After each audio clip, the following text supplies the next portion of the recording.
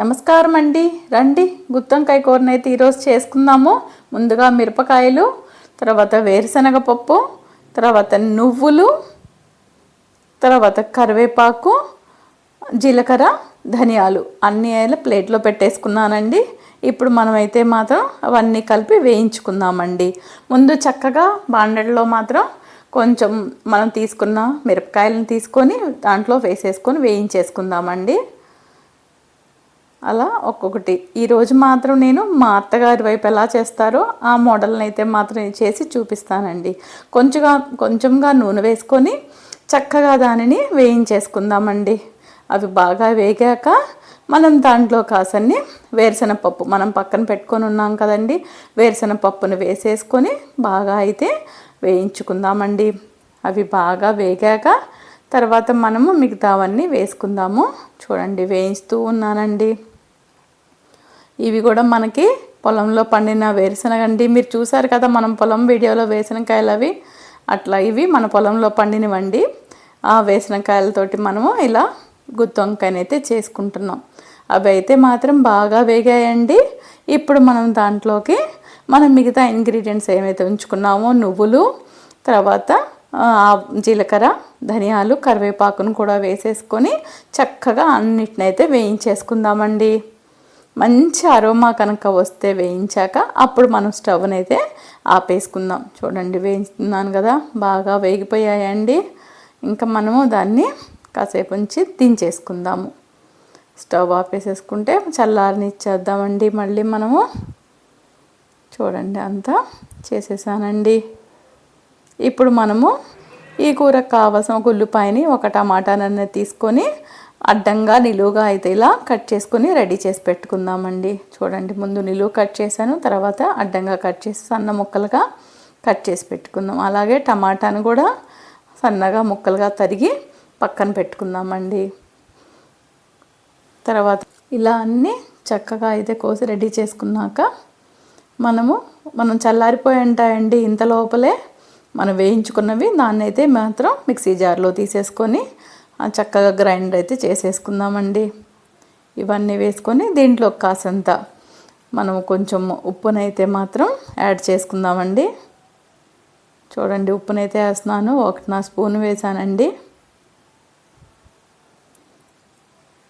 తర్వాత దీంట్లోకి మనము తెల్లగడ్డలు కూడా చూసుకొని వేసేసుకొని మొత్తాన్ని అయితే గ్రైండ్ చేసేసుకుందామండి. ఇప్పుడు మనము ప్యాన్ పెట్టేసుకొని దాంట్లో కాసంత నూనె వేసేసుకొని దాంట్లో కాసంత ఆవాలు, జీలకర్ర రెండింటినైతే మాత్రం వేసేసుకుందామండి.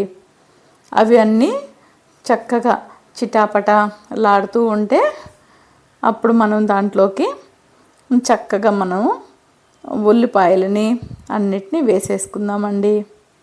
చూడండి, ఉల్లిపాయలని అయితే వేస్తున్నాను. ఇవన్నీ కాసంత వేగుతూ ఉన్నాయి కదా,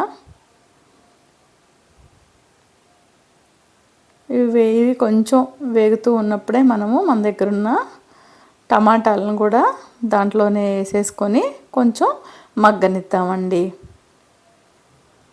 వేసేసానండి టమాటాలు కూడా.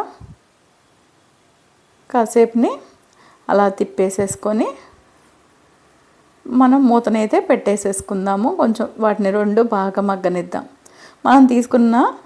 మనం ఏవైతే వంకాయలు తీసుకున్నామో కడిగి శుభ్రం చేసి పెట్టుకున్నాం కదండి, జార్లోకి అయితే మనం మిక్సీ చేసి పౌడర్ చేసి పెట్టుకున్నాము. ఆ వంకాయలను అయితే మాత్రం ఇలా మేమైతే ఇలా పైన ఉన్న వాటిని కట్ చేస్తామండి. అలా అన్నీ కట్ చేసి పెట్టుకున్నాక నిలువుగా అడ్డంగా అయితే మాత్రం అలా కోసుకోవాలండి. కోసుకునేటప్పుడు దాంట్లో ఏమన్నా పురుగులు ఉన్నాయా అని చూసుకొని మాత్రం జాగ్రత్తగా చేసుకోండి. ఇలా అన్ని కాయలను అయితే మాత్రం చూసేసుకొని అన్నీ కోసుకొని పక్కన పెట్టుకుందాము. ఇప్పుడు మనం ఒక గ్రైండ్ చేసి పెట్టుకున్నాం కదండి పౌడర్ని, ఆ పౌడర్ని అంతా వాటిలో వేసి కూరేద్దాం. అట్లా అంతా లోపల పెట్టేద్దాం కదా వంకాయల్లోకి. అన్ని కాయలకు కూడా అట్లానే పెట్టేద్దామండి పూర్తిగా. అట్లా కొంచెం తీసేసుకొని మొత్తం కాయలను అయితే మాత్రం మనము చక్కగా కూరుకుందామండి. అంతలోపలే మన పొయ్యి మీద ఉన్న ఉల్లిపాయలు, టమాటాలు అన్నీ కూడా మగ్గుతూ ఉన్నాయి కదా, కొంచెం బాగా మగ్గిపోయి ఉంటాయండి. ఇలాగా కాయలన్నిట్లోనూ మనం కూరుకున్నాం కదండి అన్నిటినీ. ఇప్పుడు మనము ఉల్లిపాయలు టమాటాలు అన్నీ బాగా మగ్గున్నాయి కదా. ఇప్పుడు దాంట్లో మనం ఒక్కొక్క కాయగా దాంట్లో అయితే మాత్రం వేసేసుకుందామండి.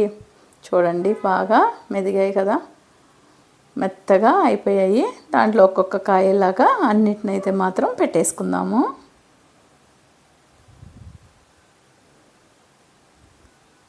అలా పెట్టేశానండి మొత్తం. చింతపండు మనం నానబెట్టుకొని ఉంటానండి ఎప్పుడు నేను. దాంట్లో మనం నిమ్మకాయ అంత, చిన్న నిమ్మకాయ అంత తీసేసుకొని దాంట్లో నీళ్ళు పోసేసుకొని నానబెట్టుకుందామండి. ఇవన్నిటినీ కొంచెం పక్కగా తిప్పుకుందాము. కింద అంతా ఉడుకుంటాయి కదా. ఒకసారి అయితే మాత్రం అన్నిటినీ అట్లాగా పక్కకైతే ఒక్కొక్కటిగా తిప్పుకుంటూ ఉందామండి. అప్పుడు కింద వైపు పై వైపు రెండు వైపులా కొంచెం మగ్గు ఉంటుంది కదా. ఇట్లా అన్ని కాయలను అయితే ఇలా చేసి పెట్టుకుందాము. అట్లాగండి. చూడండి మొత్తం కాయలు అయితే మగ్గాయి కదా. ఇప్పుడు దీంట్లో మనము చింతపండు పులుసుని అయితే మాత్రం వేసేసుకుందామండి. చూడండి కలిపి పెట్టుకుని నేను ముందే అన్నీ రెడీ చేసి పెట్టుకున్నానండి. దాంట్లో చక్కగా చింతపండు పులుసును వేసేసి కాసేపు అంతా మగ్గనిద్దాము. చూడండి మొత్తం అలా కలిపాక ఇవి ఉప్పు కారాలన్నీ బ్యాలెన్స్ అయ్యేదానికి మనం చింతపండు పులుసు పోసాం కదా. అందుకోసం దీంట్లో మళ్ళీ కొంచెం ఉప్పుని కొంచెం కారాన్ని అయితే మాత్రం యాడ్ చేద్దామండి. చూడండి మనం తినే ఉప్పుకు తగ్గట్టుగా మనం ఉప్పును వేసుకుందాము. కారం కూడా మనకు తగ్గట్టుగా, అంటే మనం ఆల్రెడీ దాంట్లో వేసున్నాము, అయినా దీంట్లో కొంచెం వేస్తే మనకు అన్నీ బ్యాలెన్స్ అవుతాయండి. అందుకని కారాన్ని కూడా ఒక స్పూన్ అయితే వేసాను. అన్నిటినీ కలిపేసి ఇలా ఉడకనిద్దాము. చూడండి అన్నీ కలిపేసాను కదా. ఇంకా పైన మూత పెట్టేసేద్దాం. అది ఉడుకుతూ ఉంటుందండి. ఇంకా చూడండి ఉడికింది కదా బాగా. మెత్తగా అయిందో లేదో చూద్దాము. ఇలా పెట్టుకొని చూడండి మెత్తగా అయిపోయింది.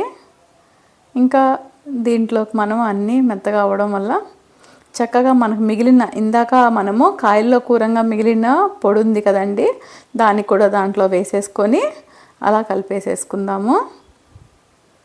చూడండి అంతగా ఒకసారి కలిపేసేసుకొని అలా మూత మళ్ళీ మగ్గనిద్దామండి. ఇట్లా అంతా కలిపేస్తే ఇంకొంచెం కూర చిక్కబడిపోయి చాలా టేస్ట్గా అయితే మాత్రం వస్తుందండి. చూడండి ఇక మళ్ళీ దీన్ని అంతా అయిపోయాక మనం ఇంకా వేడివేడిగా మన నూనెంకాయ అయితే మాత్రం రెడీ అయిపోయిందండి. ఇంక చక్కగా వేడివేడి అన్నంలో మన నూనెంకాయ వేసేసుకొని తింటుంటే చాలా చాలా చాలా రుచిగా ఉంటుందండి. మా వారికి అయితే మాత్రం ఇట్లా ఇష్టం అండి. మీరు చూస్తున్నారో లేదో అమ్మ వాళ్ళ సైడ్ది కూడా నేను పెట్టున్నానండి ఫస్టే. చూడండి నూనె కూడా పైకి వచ్చేసి బాగా ఉడికేసిందండి. చూడని వాళ్ళు ఎవరన్నా ఉంటే అమ్మ వాళ్ళ స్టైల్లో ఉండే నూనెంకాయని కూడా చూడండి. కావాలంటే లింకులు నేను డిస్క్రిప్షన్లో ఇస్తానండి, అది కూడా చూడండి మీరు. Thank you. చాలా ఎలా ఉందో మీరు ఒకసారి కామెంట్ చేయండి. థ్యాంక్ యూ అండి.